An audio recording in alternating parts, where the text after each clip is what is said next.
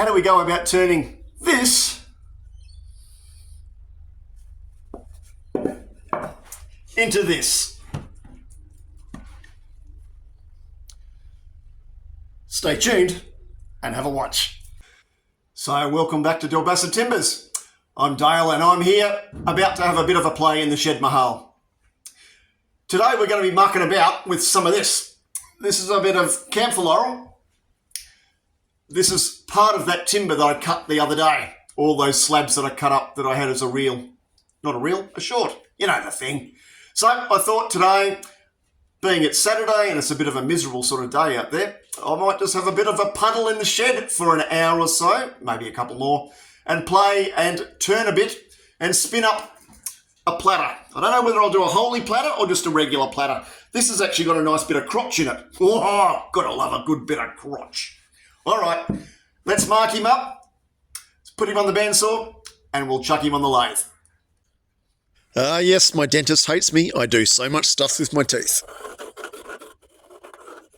I use a compass to sit there and map out where I need to be in terms of what I'm going to put on the bandsaw. That way I can really max out what I'm going to put on the lathe. You'll see it soon.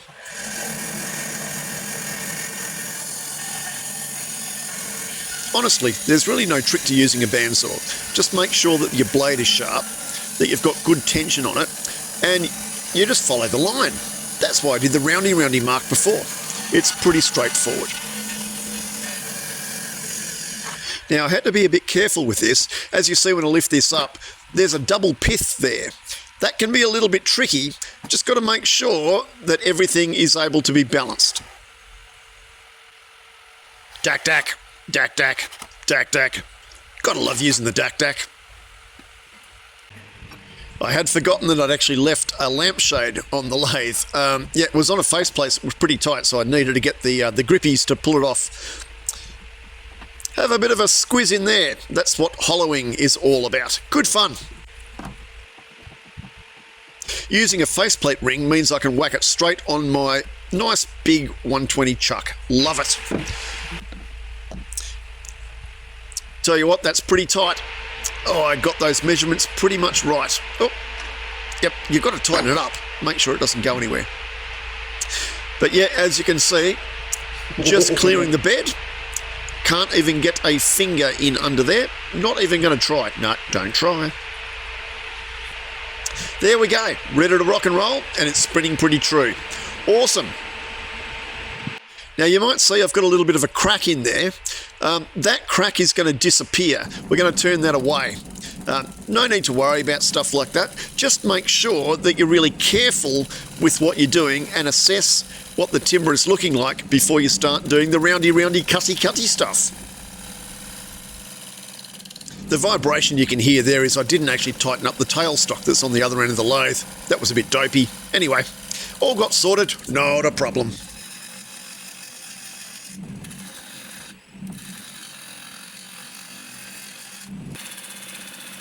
So much of turning really is just hogging away material. At the end of the day, it doesn't really matter how you do it. The only important cut really is your last cut. Just get rid of the stuff. I actually changed over gouges at one stage because, it just wasn't feeling the nicest. So, it's just a process, steady, steady, steady. I actually find it a little bit sort of zen. I like the lines, I like following it. I just like the patterns. Does it make me weird? Don't really care.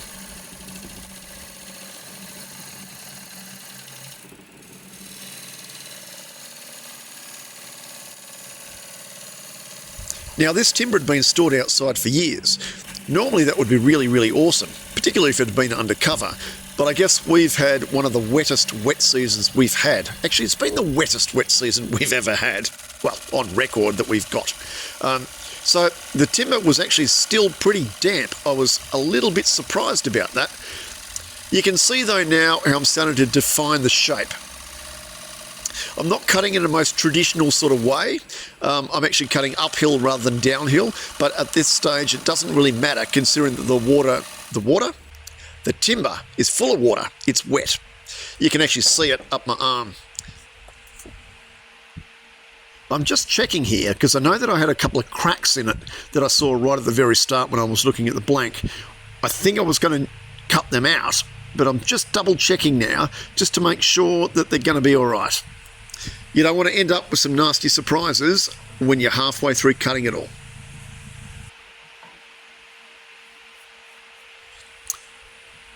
That's actually really starting to look pretty yummy. That grain is amazingly spectacular. Come on, have a look. Come in close. Yep, look at that. I know it's pretty rough and I haven't cleaned anything up yet, but you can see now the definition. Yep, and now we just got to start to sand. I did clean it up a little bit with the gouge before I went to the sander, because otherwise it's just a pain and we end up with dust everywhere. But yep, power sanding like this is the fastest and quickest way that I can do things. Hey, seriously, if you're not comfortable doing it though, don't do it. Don't be a dick. Don't be a muppet. Don't put yourself at risk. If you don't like to do it, don't do it.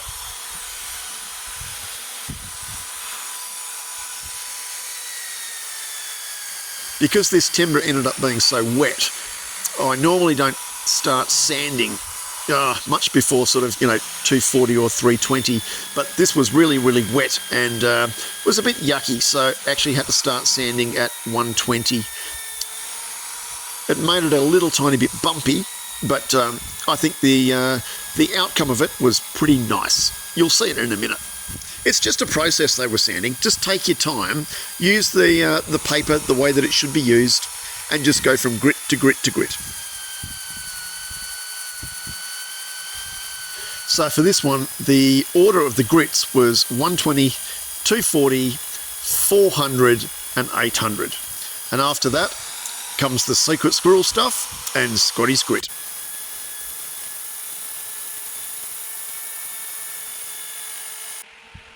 So because this is wet and a little bit punky with the Camphor Laurel, I'm actually using a product that's it's a sanding sealer. So it's a shellac, but it's also a wax, and it's a U-Beauty thing that Scott from Custom Grit and I have been working on. I know you've heard me talk about it for years and ages and whatever, but yep. It actually seals in all the goodness, badness, nicenesses, all the stuff. It seals it in, but look at the shine. No, it actually sets in hard, so it does well. On top of that, once I've actually got it polished out, I will then put Custom Grit Step 2 on top, and it ends up being a very, very nice finish. Have a look at the shine on that. I think the colour, the shine, but also the shape really is very pleasing. So I'm pretty happy with that. All we've got to do is get ready to turn him around.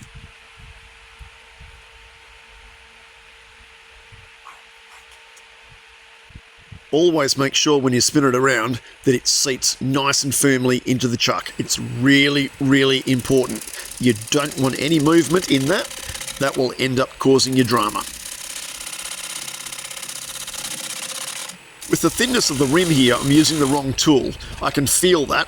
So I've grabbed my 5/8 bowl gouge. It's just got a little bit more heft to it, a little bit more steel, and you can actually see the shavings coming out of there so much cleaner. It's such a nicer cut.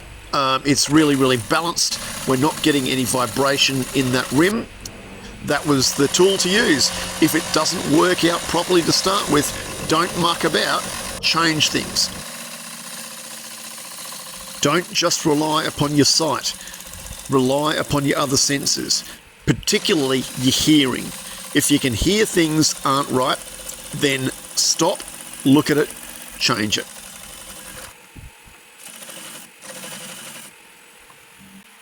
This is exactly why I stop. I always look, I always have a little bit of a squizzy. I know that there were some dodgy things that were happening within that blank. There were a couple of voids, there were some cracks, all that stuff that I knew was a little bit sketchy, and I knew that right from when the blank was initially cut. That's why I'm sitting there having a look at it at the moment. Suss it out. Always look, always go and check. The only people who end up with things ending up around the ear holes are the ones who don't take notice of their senses.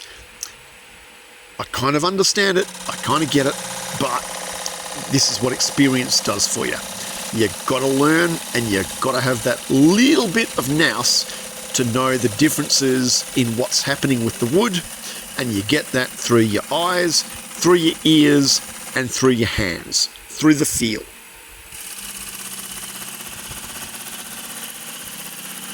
So pretty much we've actually hogged out nearly all the material on the inside. I know that I was getting a little bit thin. I was pushing down the wall. There were also those cracks that were on the inside. You really couldn't see them properly with the camera view that I was giving you, but they were there. They were a little bit of a concern. I could actually hear them as I was cutting. You could also feel them through your hands as you're pushing the gouge through. Looking at that now though, we've pretty much cut through the nasty stuff. And it also shows the colour. I mean, that colour is really, really gorgeous. Look at that! There's a knot that was in there as well. I knew that was there. I didn't know how deep it was going. And I don't know whether it was actually a knot or whether it was a bolt hole or something to start with. Anyway, we just got to cut through it.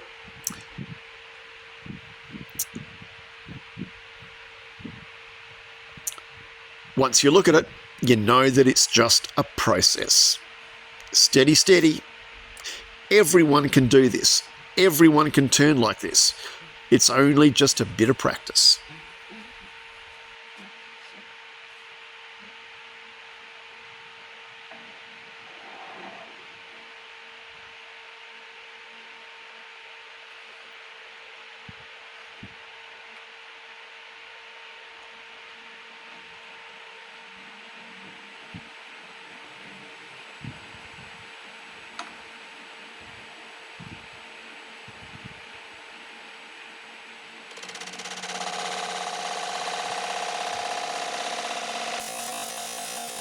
I really do apologise, but I just love the slow-mo. I just love seeing those shavings come off like that. Just had to do it. If you don't like it, well, you know what? It'll be finished in a minute. Skip forward. Or just keep watching. I would. I love it.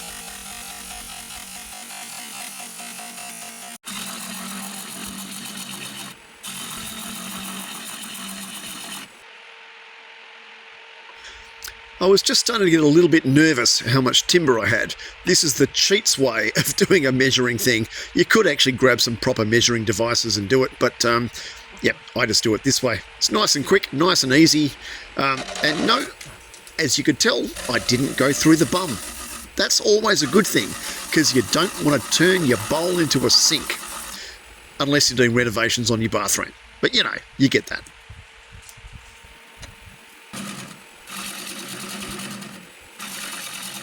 Now I run basically a 40-40 grind on most of my bowl gouges. I find that for me, it's a very practical angle of approach on the gouge. It also means I can pull down the wall of a bowl, but I can also pull and come around that curve and scoot across the bottom of the bowl as well, just like what I'm doing right here. A lot of people don't feel very comfortable with that, and that's okay, I understand that. Everybody's got to find their own process and their own comfortability, comfortableness, comfort.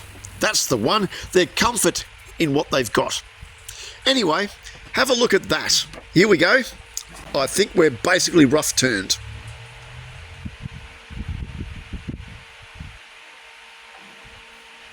I really reckon it's worthwhile coming in for a bit of a look. Come on, in we go. Come on, I've got you. Incoming. Oh, I didn't bring you closer. Oh, sorry. Anyway, have a look at that. That grain is pretty damn gorgeous. Yep, back you go. Alrighty. Don't want you getting in the way of the sanding, hey? Sanding. Yuck. I've got no idea what I said, but it must have been pretty profound. Anyway, sandy, sandy, boring, boring. In fact, I don't even think I'm going to put you through it. No, I'm not. I've done it for you. You can do magic. Anyway, all that stuff. I know that people can get so frustrated with the whole finishing process, but honestly, it's the finishing part that just brings out the whole luster and beauty of the timber. If you don't do that work now properly, it just won't end up looking great.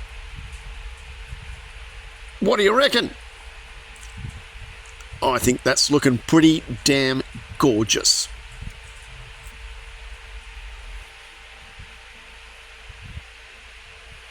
Okay, come and have a ride, come and have a look. I'll bring you in. Probably not as close as what you want to be, I know, but hey, I'm stuck in a tripod. It's the best I can do. I reckon that's pretty yummy. How am I going to do this? Oh, I'll get too fucking old for this. Oh, there we are. There we are. So, there we are. We're all done. How's that? Look at the colour on that. That's a really nice bit of camphor. I'll try and make you a little bit closer. Don't let me drop it. Oh, no. There's a chook here as well invading my piece. Oi, get out of it. She's getting into my bloody wine. What's the story? Seriously. There you go. And there's the bottom, the bum, a little bit of some profile and stuff. Okay, well, that was actually a fun one, and I really wanted to see what was in all of that timber. By crikey. Gonna have to have words. Got to rescue it. Animals. Anyway, I hope you enjoyed it. It was a bit of a fun turn. And, yeah, if you'd be interested in supporting my channel, give me a like and a bit of a subscribey jobby and all that sort of stuff. You know what it is. But I do actually have my memberships open. Had to think what they were called for a minute. Yep, but so if you'd like to support me and my work and all that sort of stuff, that would be really, really appreciated. If you don't, that's okay too. Just enjoy the videos because I just enjoy making them. Alrighty, from me, the chook, and my grape juice. Alright, next time. Bye.